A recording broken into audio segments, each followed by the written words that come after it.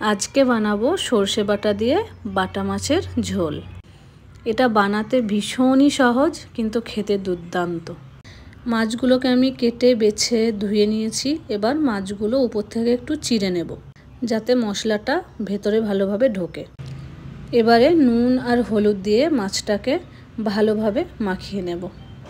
তো দেখুন, মাছটাকে আমি মাখিয়ে নিয়েছি। কড়াইতে তেল দিয়ে তেলটা খুব ভালোভাবে গরম করে নিতে হবে। তেল ভালোভাবে গরম না হলে কড়াইতে মাছগুলো লেগে যাবে, আর উল্টানোর সময় মাছগুলো ভেঙে যেতে পারে। তো দেখুন, আমি মাছগুলো লাল লাল করে ভেজে নেব। আপনারা আপনাদের মতো করে ভেজে নিতে পারেন। আমি একটু শক্ত করে ভাজাই পছন্দ করি। মাছগুলো খুব সুন্দরভাবে ভাজা হয়ে গেছে। এবার আমি তুলে নেব মাছগুলোকে। এবারে ওই কড়াইতেই সর্ষের তেল দিয়ে তাতে কালো জিরে ফোড়ন দেব। তারপর পেঁয়াজ আর কাঁচা লঙ্কা বাটাটা দিয়ে একটু লাল লাল করে ভেজে নেব। মশলাটা ভাজা হয়ে এলে আমি সর্ষে বাটা দিয়ে দেব। সর্ষেটাকে বেটে আমি ছেঁকে নিয়েছিলাম। সর্ষে বাটার জলটা এখানে ইউজ করেছি, আমি খোসাগুলো ফেলে দিয়েছি।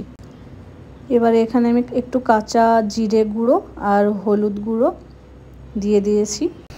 খুব বেশি মশলা ইউজ করব না। তারপরে আমি জল দিয়ে দেব। এবারে স্বাদ মতো লবণ দিয়ে দেব। লবণটা একটু ভেবে চিন্তে দেবেন, যেহেতু মাছ ভাজার সময় আমরা লবণ ইউজ করেছিলাম মাছে। ঝোল ফুটে উঠলে মাছগুলো একটা একটা করে দিয়ে দেব। মাছটা হয়ে এলে কিছু কাঁচা লঙ্কা চিড়ে দিয়ে দেব। তো দেখুন, আমাদের বাটা মাছের ঝোল একদম রেডি। এই সর্ষে বাটা দিয়ে পাতলা বাটা মাছের ঝোলটা গরম ভাতের সঙ্গে জমে যায়। আপনারাও অবশ্যই ট্রাই করবেন আর আমাকে কমেন্টে জানাবেন কেমন লেগেছে। আর নতুন নতুন রেসিপির জন্য চ্যানেলটি সাবস্ক্রাইব করতে ভুলবেন না।